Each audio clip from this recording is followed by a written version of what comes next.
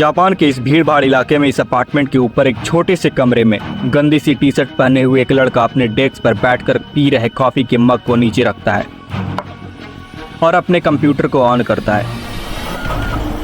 वो सारे चीज़ों को एनालाइज करता है और अपना काम स्टार्ट करता है।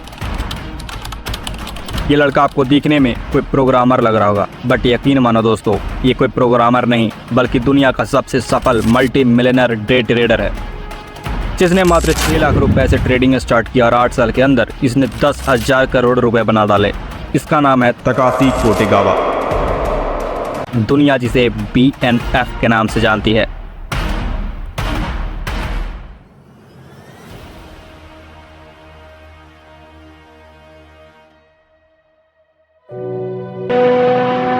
मार्च 1978 इचिकावा चिबा, जापान। यही वो दिन था जब BNF का जन्म हुआ, लेकिन अपने ईयरली लाइफ के ज़्यादातर समय उसने यहाँ से 500 किलोमीटर दूर जापान के ओसाका नाम के शहर में बिताया।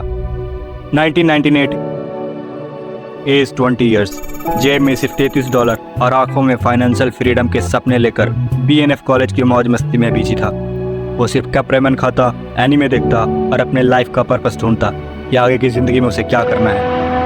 दिन बीतते जा रहे थे, जिंदगी चली जा रही थी। साल आता है 1999। ये वो साल आता है जब जापान के एक टीवी नेटवर्क जिसका नाम था NHK टीवी नेटवर्क, वो एक 4 पार्ट की सीरीज को लॉन्च करता है जिसका नाम था मनी रेवोल्यूशन। पहले एपिसोड का टाइटल था the man who lost 50 million in a day. इस एपिसोड में legendary hedge fund manager Victor Niederhoffer की बायोग्राफी को दिखाई गई। विक्टर एक नंबर का सन की ट्रेडर था। वो अपनी सनक और फन के लिए इंडेक्स फ्यूचर में ट्रेड करते हुए हमेशा खबरों में बना रहता। अपने ट्रेडिंग अकाउंट को 2 बार ब्लो अप करने के लिए वो दुनिया भर में फेमस था। इस सीरीज को देखने के बाद BNF को अपने लाइफ का मकसद मिल गया। इस सीरीज में दिखाए गए लाइफ स्टाइल और ट्रेडिंग से BNF बहुत ही प्रभावित हुआ। अब उसे भी विक्टर नाइडरहॉफर के जैसा बनना था, इसलिए उसने अपना ट्रेडिंग नाम चुना BNF। यही गेम ऑफ ट्रेडिंग से मिलने वाली थ्रिल और इससे मिलने वाली आज़ादी हमेशा से उसे चाहिए थी, लेकिन विक्टर की तरह BNF मुंह में चांदी की चम्मच लेकर पैदा नहीं हुआ था। इस समय BNF एक ब्रोक कॉलेज स्टूडेंट के अलावा और कुछ भी नहीं था। उसे पता था प्रॉफिट बनाना तो दूर, उसे ट्रेडिंग स्टार्ट करने के लिए भी मेहनत करके पैसे कमाने होंगे और उन पैसों को बचाना होगा। ट्रेडिंग के बारे में भी कुछ नहीं जानता था। 1990 के दशक में ट्रेडिंग पर किताबें भी बहुत कम थी, लेकिन जब भी BNF ट्रेडिंग से मिलने वाले मिलियन और उससे बदल जाने वाले लाइफ के बारे में सोचता तो उसकी बॉडी में करंट दौड़ने लगती। इसी कारण से कॉलेज के बाद BNF पार्ट टाइम जॉब करने लगा। वीक डेज में रात की शिफ्ट और वीकेंड में दिन की शिफ्ट। पार्ट टाइम जॉब के अलावा उसने अपने खर्चों को भी कम करना शुरू किया और जितना हो सके सेविंग करने लगा। कॉलेज और जॉब के बीच में जब भी उसे समय मिलता तो वो चार्ट को एनालाइज करने और प्राइस एक्शन सीखने में समय बिताने लगा। जैसे एक बेयर पानी के करंट को स्टडी करके मछलियों की तलाश करता है, ठीक वैसे ही BNF स्टॉक के मूवमेंट को ट्रैक करके मार्केट में स्विंग की तलाश करने लगा और जापान के निकेई इंडेक्स में सभी टॉप स्टॉक को डीपली स्टडी करने लगा। उनके फ्लो और पैटर्न को समझने की कोशिश करने लगा। वो अपनी खुद की थ्योरीज बिल्ड करने लगा, अपनी स्ट्रैटेजी डिजाइन करने लगा। मार्केट किस तरह से मूव करता है इसी को समझने में वो टाइम देने लगा।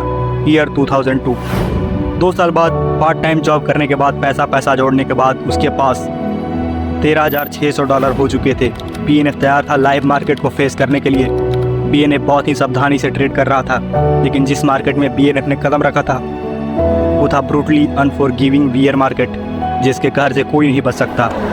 जैसा कि आपको पता होगा 2000 और 2002 में ग्लोबल मार्केट में इंटरनेट कंपनी का रूप पारा फट चुका था। .com बबल बर्स्ट हो चुके थे, लेकिन शायद आप यह नहीं जानते होंगे कि जापान पिछले 10 सालों से एक और बबल फटने के तंज को झेल रहा था, the huge asset bubble burst.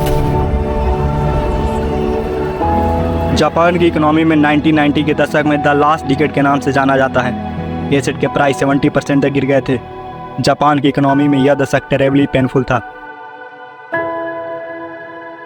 2 साल तक चार्ट को अच्छे से स्टडी करने के बाद भी BNF को लॉस का ही सामना करना पड़ा, लेकिन BNF को पता था कि दर्द जब बर्दाश्त की लिमिट को चैलेंज करने लगे तो समझ जाना चाहिए कि या तो तुम किसी को जन्म दे रहे हो या फिर तुम्हारा जन्म हो रहा है।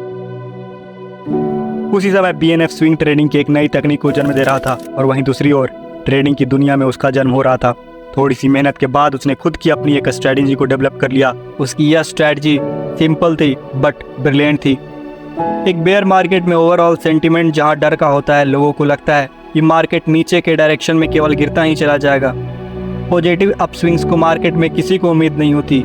वहीं BNF ने मार्केट को शॉर्ट करने के बजाय वो अपने स्ट्रैटेजी से लॉन्ग करने लगा, जिसे आज के समय में हम कॉन्ट्राडेरियन ट्रेडिंग कहते हैं। BNF ने देखा कि बेयर मार्केट में ट्रेडर डरे हुए हैं, लॉस के डर से वो ओवर सेलिंग करते रहे। ऐसे में फंडामेंटली स्ट्रॉन्ग स्टॉक भी मार्केट वैल्यू इंट्रिंसिक वैल्यू से काफ़ी कम हो जाते हैं, और ऐसे ही स्टॉक हंटिंग के ताक में रहते हैं institutional investors and high net individuals.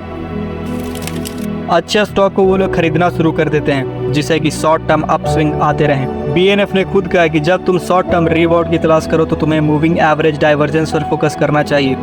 2001 के बेयर मार्केट में मैंने उन्हीं स्टॉक को चुना जो 25 डे मूविंग एवरेज से 20% डेविएट हो। हालांकि 35% डेविएट होने वाले स्टॉक बाय करने के लिए थोड़ा ज़्यादा सेफ हैं। उसके बाद 2 से 3 दिन में उनके प्राइस और तेज़ी से बढ़ते हैं और 2 से 3 दिन में मैं अपना प्रॉफिट बुक करके ट्रेड को क्लोज कर देता हूँ। लेकिन यह इतना भी आसान नहीं है। अपनी इस स्ट्रैटेजी को रिलीजियसली फॉलो करने के बाद भी BNF के ज़्यादातर ट्रेड्स इनिशियल डेज में लॉस में ही क्लोज होते थे। मुश्किल से कमाए हुए सेविंग को खत्म होता देखना उसके लिए बहुत ही पेनफुल था। उसने गौर किया कि मार्केट के कुछ सेक्टर दूसरे सेक्टर के मुकाबले बहुत अच्छे हैं। वो जानता था कि स्टॉक मार्केट में रातों रात अमीर बन जाना यह सोचना सबसे बड़ी बेवकूफ़ी है।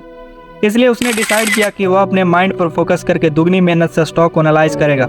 अपने लूजिंग चांस को एनालाइज करते हुए उसने पाया कि इन स्टॉक के डेविएशन परसेंटेज बाकियों से अलग थे। BNF के कोड के मुताबिक सर्विस सेक्टर के स्टॉक 25 डे मूविंग एवरेज से 22 से 30% डेविएट होने वाले स्टॉक को रीबाउंड करते हैं। .com क्रैश होने के बाद IT सेक्टर के स्टॉक के लिए यह रेंज 25 से 40%, जबकि इमर्जिंग मार्केट के स्टॉक के लिए 28 से 60%। अलग अलग सेक्टर के लिए अलग अलग डेविएशन परसेंटेज अप्लाई करने के बाद अब BNF को इन टेम्प्रोरी अपस्विंग्स के लिए बेहतर एंट्रीज मिलने लगी। BNF ने सीखा किसी भी सेक्टर में ट्रेडिंग करने से पहले अपने अंदर उस सेक्टर के लिए फील्ड डेवलप करना होगा। अब अपने इंटेंस फोकस के साथ BNF लॉस के मुकाबले प्रॉफिट ज़्यादा प्रोड्यूस करने लगा। दिसंबर 2001 में पेनी स्टॉक के क्रैश के बाद बेयर मार्केट और भी ज़्यादा खूंखार हो गया। ऐसा लग रहा था मानो पूरे मार्केट में ब्लैक फ्राइडे सेल लगी हुई है। सारे शेयर औने पौने दांव पर बिक रहे थे। BNF को अपने 20% डेविएशन वाले शेयर हर जगह दिखाई दे रहे थे, वो भी ऐसे कंपनी के जिसके पास स्ट्रॉन्ग ब्रांड और भारी मात्रा में लिक्विड एसेट थे। BNF के कई दोस्त इस स्टॉक को बाय करने लगे, लेकिन BNF के इंस्टिंक्ट्स उसे इन स्टॉक को बाय करने से रोक रहे थे। जब पूरे मार्केट में आग लगी हो, पूरी इकोनॉमी ध्वस्त पड़ी हो, तो सस्ता स्टॉक भी सस्ता नहीं होता, क्योंकि उसकी रीसेल वैल्यू और भी कम हो सकती है। BNF रुक गया। वह सिर्फ एक्स्ट्राऑर्डिनरी केसेस पर फोकस करने लगा। टॉप ब्रांड के ऐसे स्टॉक जो 25 डे मूविंग एवरेज से 65% डेविएट कर रहे थे, BNF सिर्फ उन्हीं स्टॉक में पैसा लगा रहा था। सिर्फ 1 से 2 दिन के अंदर यह स्टॉक रीबाउंड करने लगे। उनमें से कई स्टॉक तो 50% तक जम कर गए। अपने शांत मन से अप्लाई किए गए अपने स्ट्रेटजी का उसे इनाम मिल चुका था। अगर उसने पहले ही पैसा लगा दिया होता तो रिजल्ट बहुत ही डिजास्टर होती। 2002 के अंत तक BNF ने अपने अकाउंट साइज को ग्रो करके $1 मिलियन तक पहुंचा दिया था।